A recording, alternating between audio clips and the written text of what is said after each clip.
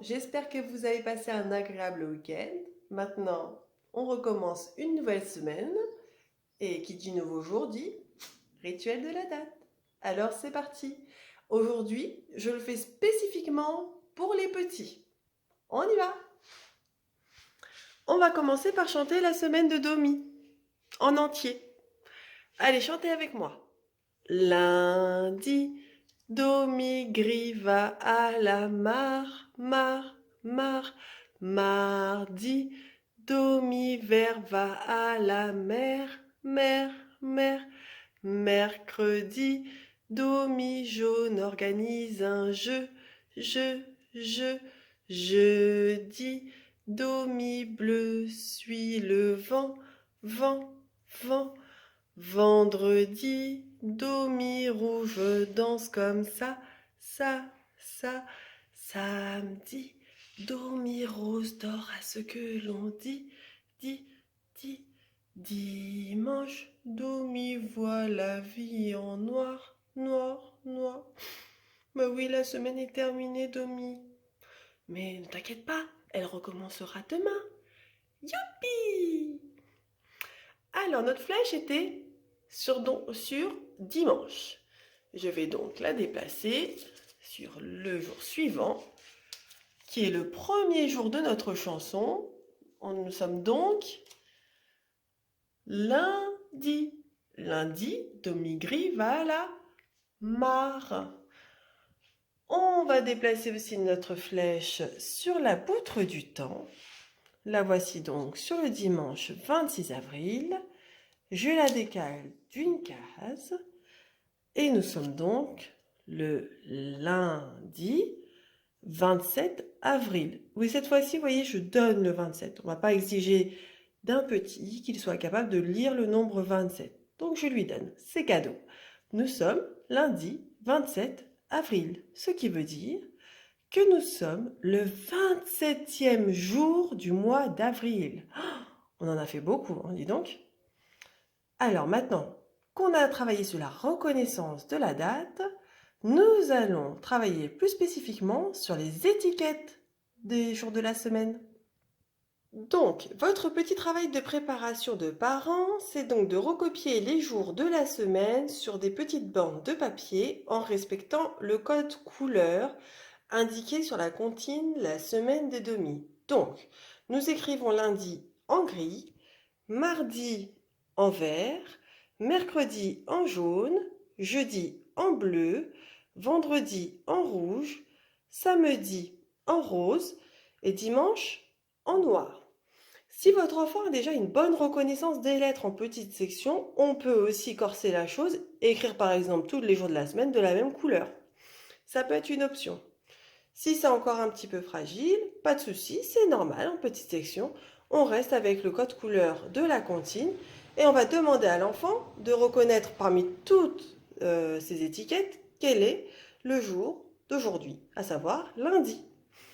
Alors comme on vient de chanter la chanson et qu'on vient aussi de montrer lundi sur la poutre du temps, normalement, l'enfant devrait réussir à retrouver lundi assez facilement. Hop, lundi. Je vais demander à l'enfant de placer lundi en haut de son ardoise et d'essayer à son tour de le réécrire. Alors on y va. Lundi, ça commence par un L qui fait le son L. On fait une barre qui descend, puis une petite barre en bas. Pour faire le U, je vais commencer en haut, je descends tout droit, je courbe et je remonte. Ça fait un pont à l'envers. Le N, je commence. Alors il y a deux écoles, soit on commence en haut, soit on commence en bas. Je vais commencer en bas. Je monte, je pique en haut, je descends, je pique en bas et je remonte. Ensuite, le D. Je vais faire une barre qui descend et un gros ventre qui va toucher la ligne tout en bas. Le I, c'est une barre qui descend suivie d'un petit point en haut. Voilà, un petit point. Voilà ce que votre enfant peut être capable de faire en petites sections. Réécrire le mot lundi. Enfin, dernière étape, pardon, il faut rassembler tous les élèves. C'est parti, rassemblez vos élèves, les Legos, les pâtes, les cubes, on y va, on va essayer de recréer une petite classe. Donc voici ma petite classe à moi. J'ai tapé dans les mains, je leur ai demandé de se rassembler. Alors, on a deux options. Soit, pour l'instant, c'est vraiment très compliqué de compter toute cette collection-là, auquel cas, on va enlever les enfants qui sont en trop. Je m'explique. Imaginons que votre enfant sache compter jusqu'à 5 sans se tromper. Eh bien, on va en mettre 6. S'il sait compter déjà jusqu'à 15, on va en mettre 16. Et s'il sait compter jusqu'à 20, on va en mettre, vous aurez deviné, 21. D'accord? On essaye toujours d'aller un tout petit peu plus loin que ce que l'enfant sait déjà. Alors, voici ma collection. Alors, je vais compter mes élèves. Vous pouvez compter avec moi. 1, 2, 3, 4, 5, 6, 7, 8, 9, 10, 11, 12, 13, 14, 15, 16, 17, 18, 19.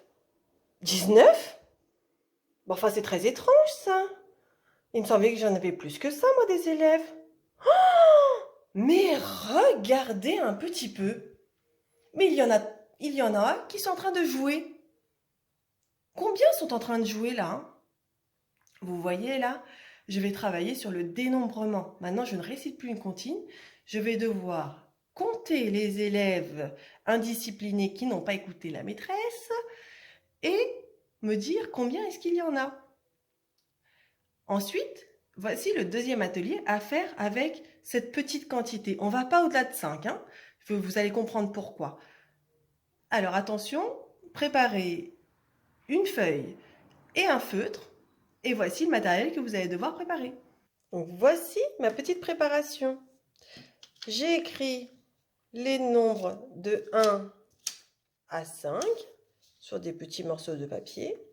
J'ai aussi réalisé la constellation des nombres de 1 à 5 avec des points. J'utilise le même repérage que sur un dé. Vous voyez le 2 avec 2 points alignés de manière oblique. Le 1 avec un point, bon bah là plus ou moins au milieu. Voilà. Alors, on va demander à l'enfant de retrouver les deux étiquettes qui vont avec la quantité de petits rebelles qui ne veulent pas écouter la maîtresse et se rassembler. Alors, on va chercher. Le plus simple, c'est d'abord de commencer par les points. Regardez. Si je prends celui-ci, une manière de vérifier assez simplement, on peut demander à l'enfant de vérifier en plaçant les petits personnages sur les points, comme si c'était assis. Alors là, est-ce que c'est bon? Ah non, ce n'est pas bon. Alors hop, je les replace et je cherche quelle est l'étiquette qui pourrait correspondre à cette quantité. Celle-ci? On essaye. Hop, chaque personnage va sur un point. Ah, là, ça fonctionne.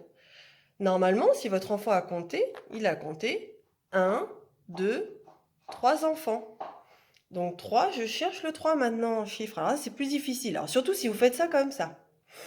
On va commencer simplement et on va mettre les nombres dans l'ordre. Hop, comme ceci. D'accord? Et on demande à l'enfant de recompter et de s'arrêter, et c'est là le plus dur, de s'arrêter à la bonne quantité. Donc 1, 2, 3.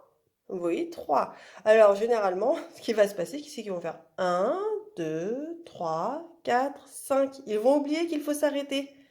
Alors, un moyen assez simple de leur demander de s'arrêter, c'est qu'on va reprendre les petits personnages et puis les placer sur chaque nombre. Et donc là, il va falloir s'arrêter au bon endroit. 1, 2, 3. Et oui, mon troisième personnage est sur le 3. C'est donc la quantité 3 qui s'écrit comme ceci. Et ensuite, dernier exercice, il nous manque une représentation du nombre. C'est donc avec les doigts. Et donc là, on va lui demander de faire la même chose. 1, 2, 3. 3 doigts, c'est comme ceci. Allez, à vous de jouer, vous choisissez combien est-ce qu'il y a de petits élèves indisciplinés et puis vous envoyez les photos, les vidéos à vos maîtresses. Bye!